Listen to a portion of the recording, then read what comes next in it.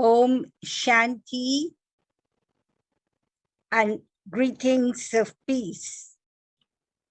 As the world becomes more chaotic and at the same time more fragile and delicate, on our side, we have a choice, and that choice is to increase the resilience, build the immune system of the soul so that we can cope more effectively. Just like when they predict the annual flu, they tell you to make sure during that time, whatever you need to do, whether it is taking an additional dose of vitamin C so that your immune system can withstand the pressure of any viruses that may want to invade our system. So at all times in life, every situation comes, some pleasant and some unpleasant, some challenging and some very easy to cope with. Each situation provides me with a choice. Today, we're going to talk about the subject freedom. Freedom is something everybody wants. Freedom is our birthright. Man was born free, and freedom is the right of every individual. But there are many varieties of freedom, and everyone has their own different opinion about freedom. Some people want freedom to say what they want and to also do what they want. But are we truly free when we are able to do this? When we have the choice, the freedom to do what I want and say what I want? Am I becoming free at that time? At the youth parliament, the topic was freedom. And I asked them, do you like your freedom? Do you want your freedom? And obviously everybody was in agreement. And then I said to them, if you get your freedom to wear what you want, go where you want, eat what you want, say what you want, engage in any act that you want. If tomorrow morning there are repercussions for your actions, for the choices you make, are you ready to face those repercussions? So are we free without responsibility, or are we only free when we become responsible? Because when we are responsible, we will perform such actions and engage in an activity or make a choice that will liberate us rather than trap us. So can we say what we want? Can we do what we want? Can we go where we want without a price tag? So freedom has a high price these days. And freedom is becoming even more elusive each day as the world becomes more and more chaotic. So what exactly is freedom? Is it to be free to do nothing? Is it to be free to do everything? What is freedom? If I do whatever I like, whenever I like, how will that affect everyone else? Who will pay the price for my freedom? Isn't it strange? Isn't it a bit of a paradox? And this is why freedom is within a system. Freedom to feel safe and secure can only exist if all of us observe the rules or code of conduct.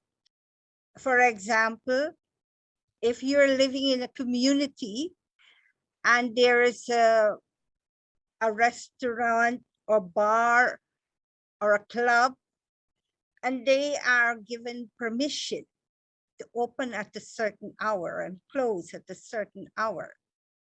But if there is too much noise pollution and it disturbed the ambience, it disturbed the peace of the night, it disturbs the neighborhood, then people in the neighborhood can take action to resolve that. But it's also based on the conscience of the owners of the club or the bar. It's not just laws, so freedom, and it will function fully when rights are balanced with responsibilities and choices are balanced with conscience. I remember in Guyana, one of our center, next door, someone opened a nightclub, but there were heavy music, aggressive music all into the morning. So when we would wake up 4 a.m. for our morning meditation, we actually didn't go to sleep. We knew that once we are in the center, we would not be able to sleep. So what did we do? I was visiting and I realized no one can sleep all night. So when I spoke to the owner and he understood what we were feeling, he understood, and they were able at a certain hour to lower the volume down. They continued to play music. They had a right to open many hours late into the morning, but they also understood that neighbors were there. And so we had made a deal and a working relationship with them. We have dress code. When we are at the beach, we assume that we could wear a certain kind of clothing. But when we go to the government office for official reasons, we know we cannot wear those clothes, or we cannot walk down the street shopping in those clothes. So they are dress codes, and they are laws that protect everyone. Children around, a school around, you're not encouraged to have a casino next door or a club next door, because the risk of foul language, all of that can affect the full functioning or development of the child. So there are laws to protect the child. If you have a dog, you have to take care of that dog. You cannot own the dog and say it's my dog and abuse the dog or starve the dog, or when the dog is sick, not take him to the vet. You have to take care of the animal. When we're driving on the road, there's speed limit. I'm using all these examples to show that though there's freedom, but freedom when it's balanced with conscience, and freedom when it's balanced with responsibility. So I have a fancy car, a racing car. I can drive this car very fast, but I'm on the public road. I'm on the area where children's school crossings are there. What do I do? So there's speed limits, certain areas. Playing loud music when you're passing by a courthouse, it's not allowed. So noise pollution, there's a limit. I can blast off my music box, but yet there's a limit. There's a limit at your workplace where there's minimal wages so that the boss, the employer cannot undermine or abuse his privilege as an employer. There's laws to protect women from harassment. There's laws which encourage equal pay. There are laws to entitle vacation. There are laws where landlord has rights as well as tenants have rights. So if there are laws within system, then rights will be balanced with responsibility, and choices will be balanced with our conscience. So these two aspects I want to draw everyone's attention to this evening: rights and responsibility, and choices and our human conscience. If these two are aligned, they're in balance, we have a society where everyone becomes free. Today, freedom is misunderstood as given permission to do what I like to whomever I like. That's a misleading and misuse of choices. The world will not be free from war and injustice unless and until individuals themselves are set free. The most potent power to end internal and external wars is the human conscience. Any act of freedom, when it is aligned with human conscience, any act I perform, I'm free to perform. But if it is aligned with human values, human principles, moral values, not tampering with human rights, when any act of freedom is aligned with the human conscience, it is liberating, empowering, and it is a protection. There's an old saying, a guilty man dies 1,000 deaths before he reaches the gallows. That means you do something and it's not right, and you think, I have the right to do what I want. But then you have to live with a guilty conscience, because every time you remember, you feel guilty. So that is why one of the functions of government and institution is to protect, promote, and ensure freedom at 3 levels within the individual. There is a wide range of laws and codes of conduct to protect individual from physical and mental torture, pain, and suffering. So the government institution has put into place, each country have their own laws to protect their citizens.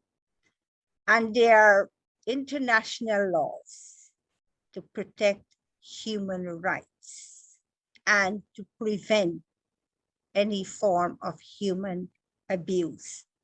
So one aspect they look at is laws that protect the individual. And then there is another set of laws which is within groups, within society, within country, to create justice and equality, only to assure human rights. And we see it in the news all the time. Some country, some rights are there, and some countries, those rights are not, those privilege, those human rights are not available, but it should be. Freedom is the birthright of everyone. And so if locally or nationally it's not happening, then there are some international laws that you can go to the international court to ensure that you're protected. There are laws to protect us. So on one side, we talk about freedom, but that freedom must be balanced with responsibility, protecting humanity. And then there's a third area, there are laws to protect nature. A few nights ago, I was listening to the Prime Minister of Barbados, incredibly dynamic speaker. And she was saying, internationally, in the essence, she was saying, when they talk about 2% of global warming, something of that nature, she was saying in the whole Caribbean, we need 1.5%. We will all be destroyed if 2% of global warming is allowed. And she was so making a case. You know, her voice was so powerful and yet full with so much emotions. As she says that come every September, she's very cautious when she has to make decisions, because within 48 hours, we can get the news of a hurricane. And so wherever she might be, she might not be able to fly back in on time to oversee the protection of Barbados. So I'm just giving you examples how even for nature, we cannot destroy the coral reefs. We cannot tamper with nature. They're laws to protect nature. So we say rights, but then we say they're laws to protect rights.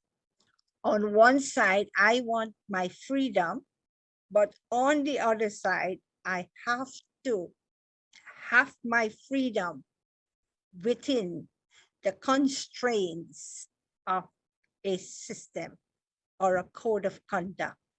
And when I step out of that, I'm not only endangering my own lives, but also I'm tampering with the rights of others, rights of a society, rights of a culture, rights, religious rights, cultural rights, human rights. We need to stay within a certain behavior. That's why the human conscience must be used to determine whether my rights are impeding on other people's rights. True freedom, when experienced and understood, is that everyone has equal rights. Right to peace, right to happiness, right to justice, regardless of their religion, culture, or gender. So that's one aspect of rights, freedom to make choices, but staying within the system so that others are not affected by my choices or my decision. But what about inner freedom? Freedom from complications within. On the invitation all of you receive, you must have read that quote of Nelson Mandela. He was saying, as I walked out the door toward the gate that would lead me to my freedom, I knew if I didn't leave my bitterness and hatred behind, I'll still be in prison. So what traps us and robs us of our ability to feel free is our own inner thoughts, feelings, attitude.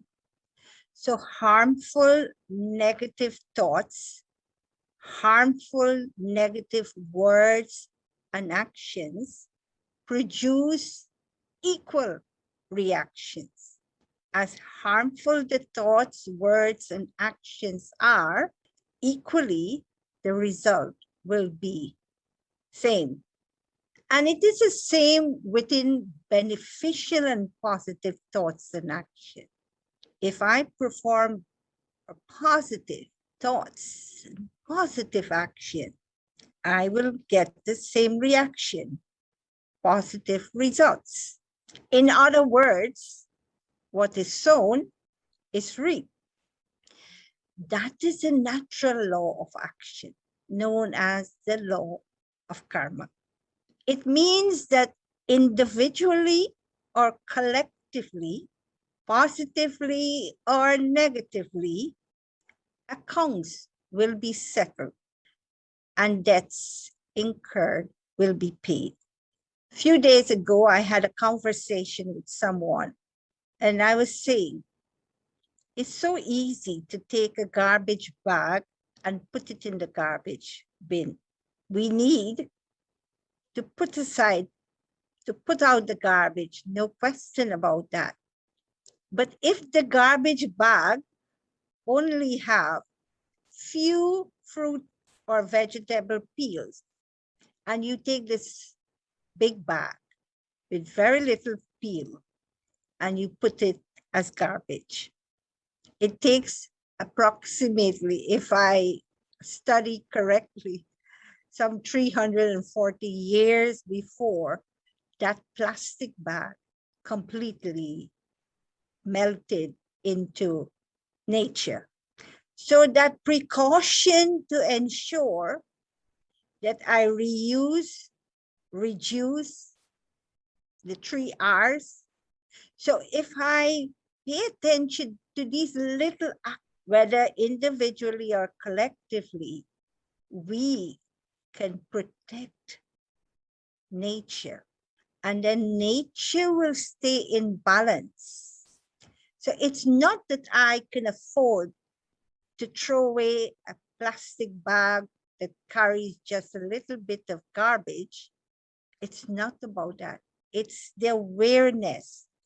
And so if we take a little bit more, increase our awareness of how not to deplete matter, whether individually or collectively, matter will not react negatively. As we see, at one point in time in the history, we thought climate change is not real. And we thought we had a freedom to cut down trees, each one owning his or her own car, and increase the size of the car because we can afford to buy a big vehicle. There was a time when we think it's okay. But now when we see how much the price of the imbalance and the depletion of nature and how it's affecting. Now, if it's affecting one area, for example, in St. Martin, we are depending on things coming in containers. Much of the things we use must be imported. And if there's a hurricane somewhere and the shipment is delayed, like we had the case of the virus, shipments were delayed, because people were not able to go to work. They were not able to create more computers or more gadgets. And so there, everywhere was locked down. So now there's not many of these things available. And then there's a question of getting it to the respective place. And as a result, the price go up.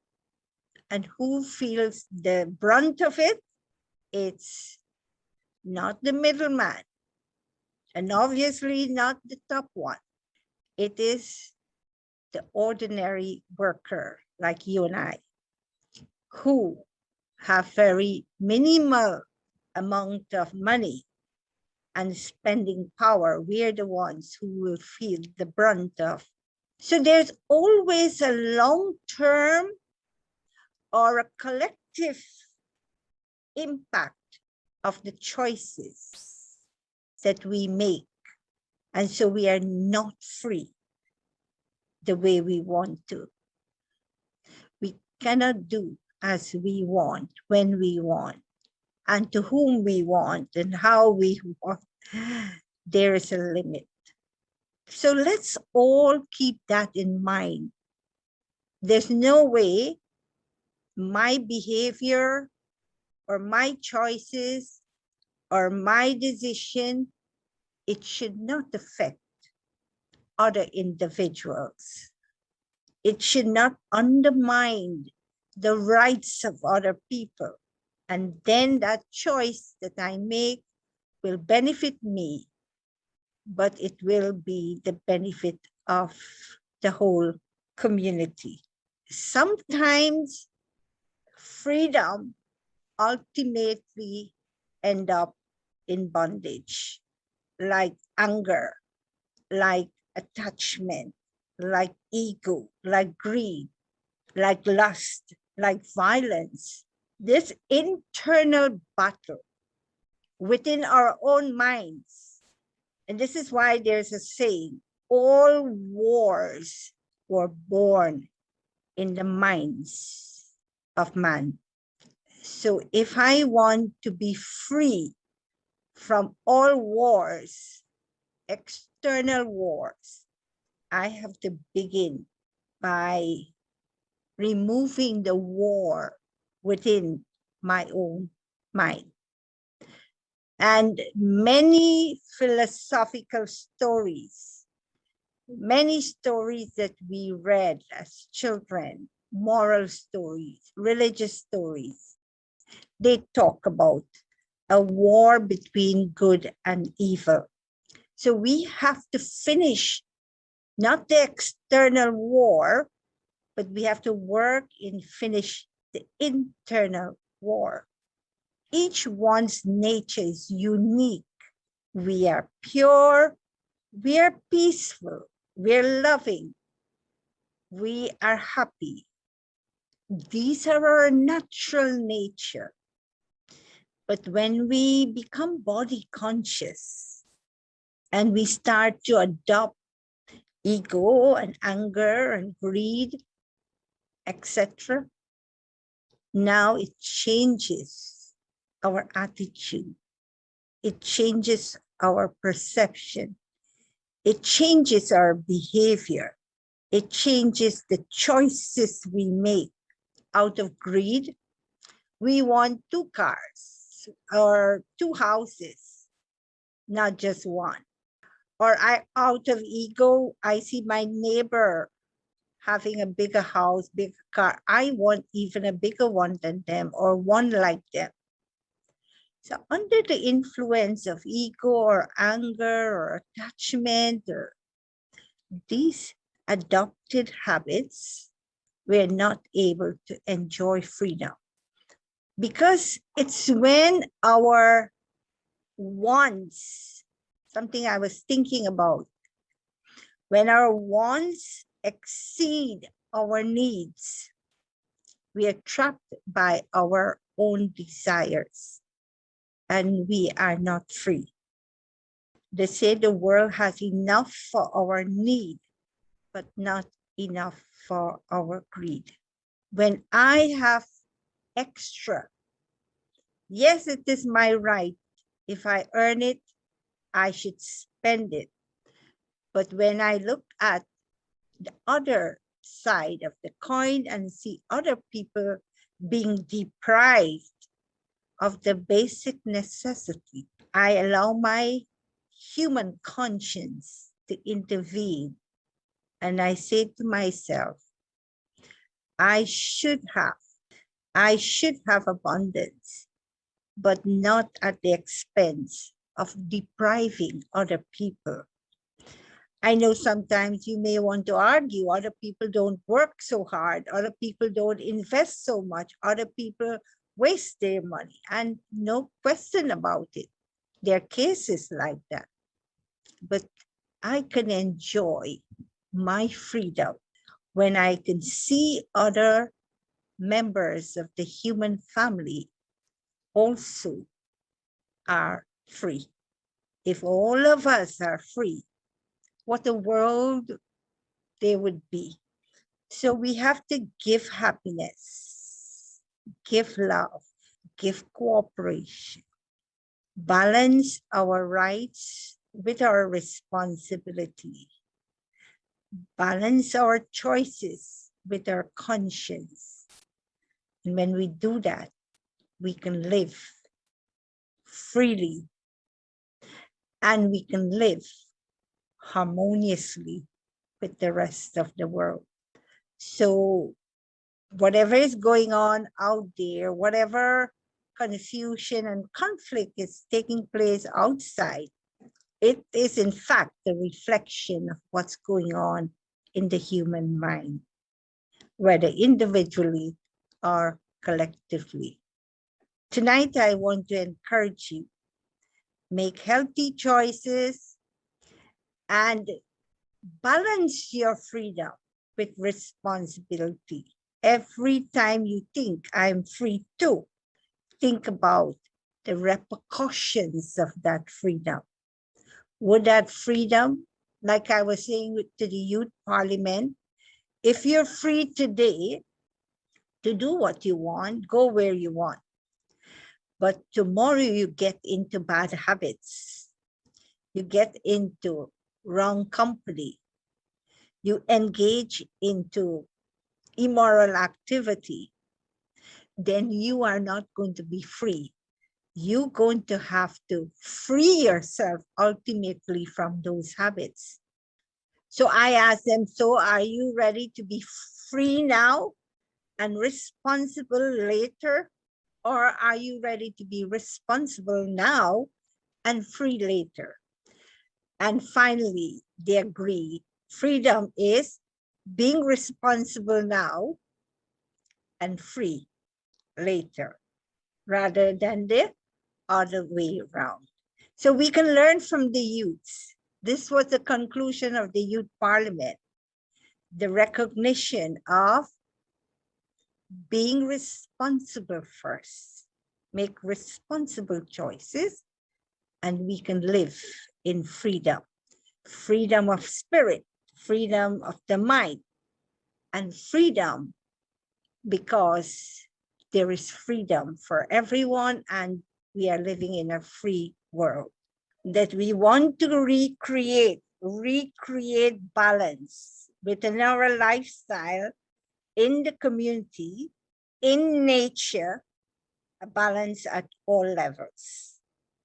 And that balance can be possible. We can recreate balance in our world if we can start by working on our inner war, making sure that we are not trapped, there's not a battle going on inside, but the mind is peaceful, the mind is positive, and the mind is creating right thoughts, right choices, right action, right habit, right attitude, and we will be free and we can bring back balance into our world.